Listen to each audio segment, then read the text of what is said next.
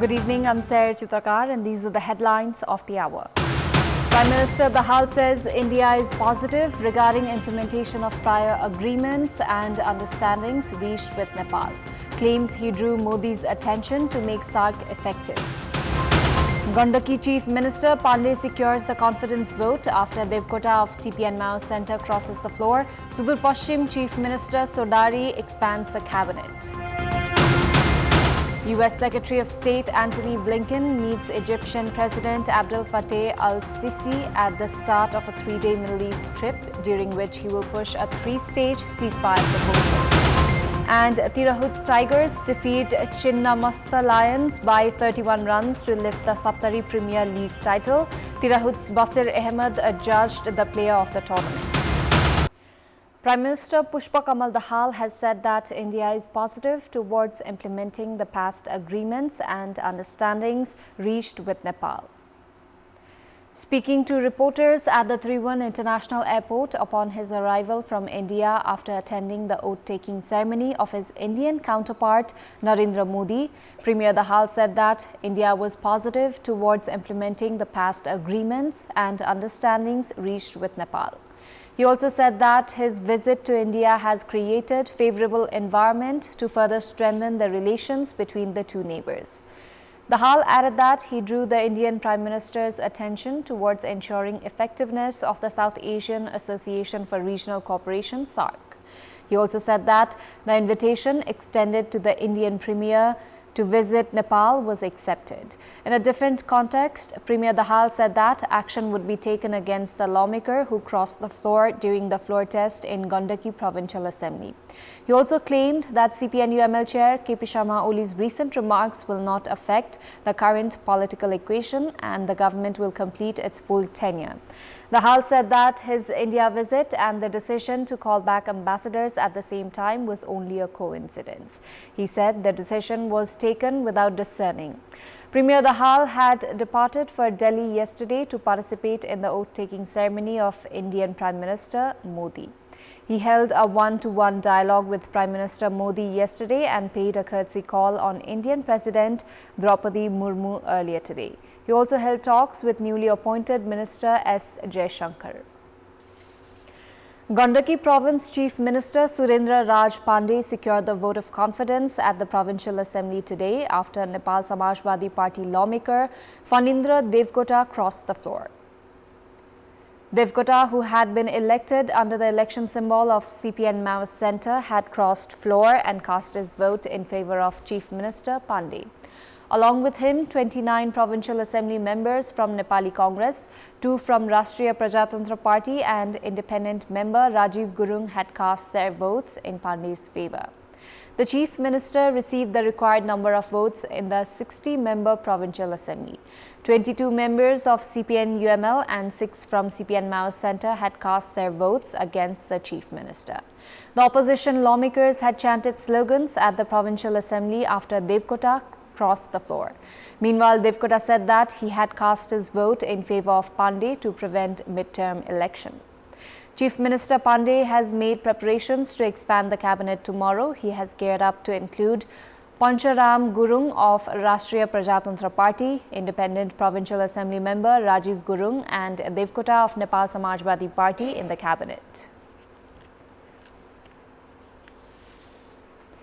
Chief Minister of Sudur Pashchim Province, Dirga Bahadur Sodari, has expanded the cabinet by appointing 7 ministers, including 5 ministers without portfolio.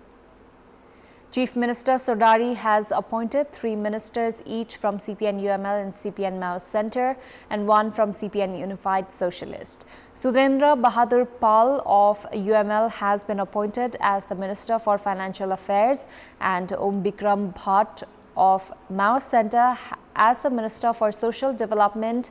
Likewise, Bir Bahadur Thapa and Hira Sarki of CPN-UML, Akal Bahadur Rawal and Lakshmi Bika of CPN Mao Centre and Maya Panta of CPN Unified Socialist have been appointed as ministers without portfolio. The Chief Minister has geared up to split ministries to fulfill everyone's aspirations.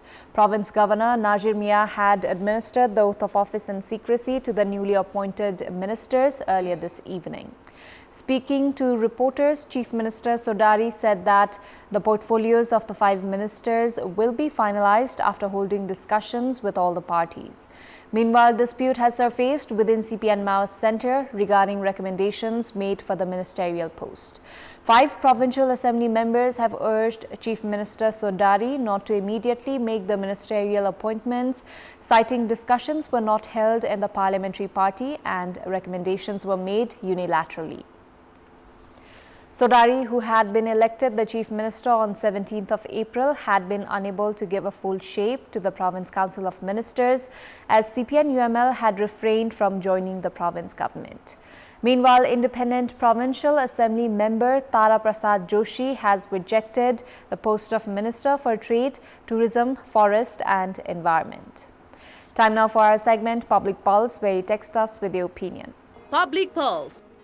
Before that, let's take a look at the result from yesterday's poll. Yesterday, we had asked, what's your take on 2 days of the Parliament's meetings being wasted due to the budget book not being available on time?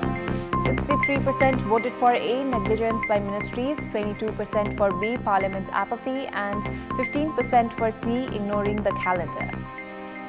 And here's today's question.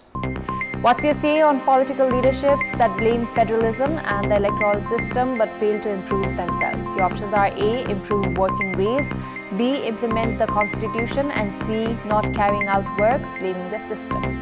Voting is on. Type NEWS, select your option A, B or C and send it to 34001 to share your opinion with us.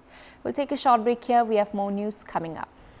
All 7 provincial governments have been making preparations to introduce the budget for the upcoming fiscal year on 15th of June as per the provision of the Intergovernmental Financial Management Act. The policies and programs are made public before introducing the budget. However, Bagmati, Lumbini, Sudur Pashchim, Koshi and Karnali provinces have not made public their policies and programs. In the meantime, the scenario of development budget spending in provinces is appalling, similar to the centre. Provinces that have made public their policies and programs for the upcoming fiscal year have prioritized agriculture, tourism, employment opportunity, youth self-employment, physical infrastructure, province pride projects, and market for products, among others. The province governments say that preparations for the budget are in the final phase. However, the situation of the development budget of the ongoing fiscal year has remained dismal. None of the provinces have been able to meet 50% of the capital expenditure. The capital expenditure of Madhesh, Karnali and Sudur Pashchim provinces that are economically and socially marginalized is even more disappointing. Out of the 25.57 billion rupees allocated for development budget by Madhesh province last year, only 4.89 billion, which is 19.14%, has been spent so far. Likewise, Karnali province has only spent 26% of the development budget and Sudur Pashchim province has spent 38%. The direct impact of political instability is witnessed in the development expenditure. Koshi province is a representative case. The development expenditure, which was 45% last fiscal year, has remained 36% this year. The highest development expenditure has been recorded by Lumbini province with 45%. Likewise, Gandaki province has recorded 42% and Bagmati province 38%. In our Public Voice segment, today we have asked in several provinces why provincial governments have failed to spend their development budget. Let's take a look at what they had to say.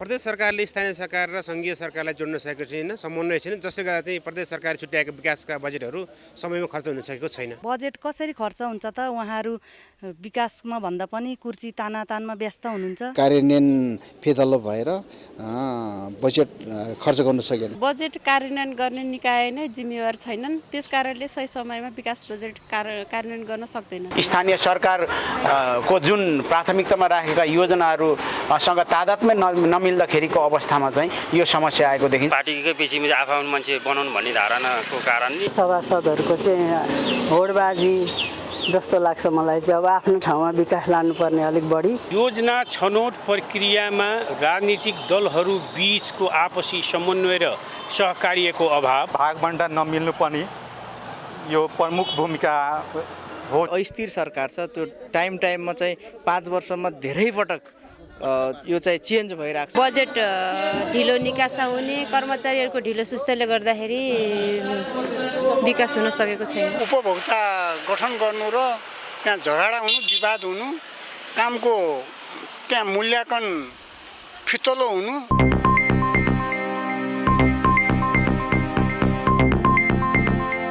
Time now for international update.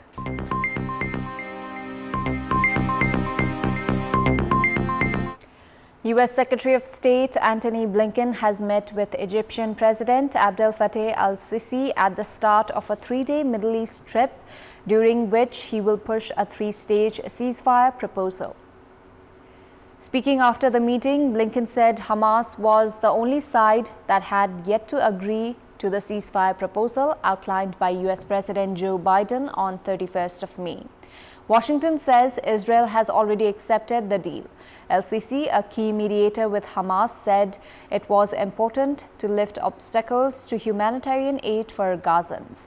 Blinken has departed from Egypt to visit Israel, where he is scheduled to meet Prime Minister Benjamin Netanyahu. A meeting is also planned with Benny Gantz, a popular centrist lawmaker who resigned yesterday from Netanyahu's 3-member war cabinet, calling on the Israeli Prime Minister to drop a plan for a post-war order in the Gaza Strip. Blinken is also scheduled to travel to Jordan and Qatar. Sports News. Tirahut Tigers defeated Chinnamasta Lions by 31 runs to lift the 6th edition of Saptari Premier League title. In the final played in Rajbiraj today, Tirahut Tigers elected to bat first and were bowled out for 91 runs in 18.4 overs.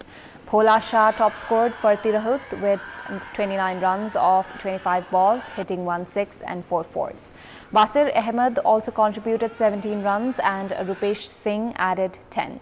All the other batters failed to reach double figures. Bishal Patil, Firdosh Ansari, Gunan Ray and Sumit Newar all claimed 2 wickets each for Chinnamasta. Chasing a victory target of 92 runs, Chinnamasta Lions were bowled out for 60 runs in 14 overs.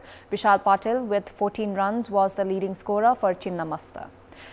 Mayan Yadav also smashed 13 runs off 6 balls and Firdosh Ansari scored an unbeaten 12. Dipesh Kandel was the pick of the Tirahut bowlers, grabbing 4 wickets. Skipper Anil Yadav, who claimed 3 wickets, was adjudged the player of the match. Along with the title, Tirahut Tigers bagged 300,000 rupees in prize money. Runners-up Chinnamasta Lions had to settle for a cash prize of 150,000 rupees. Tirahut's Basir Ahmed won the Player of the Tournament award. He scored 198 runs in 6 matches and grabbed 10 wickets. Likewise, Chinnamasta's Bishal Patil was declared the bowler of the tournament, while Subha Kangsakar of Kanchanrup Rhinos won the Best Batter award. Mohammad Sohail Khan of Chinnamasta Lions won the Emerging Player award. He grabbed 12 wickets in 7 matches. That's all for the moment. Thank you for watching. Good night.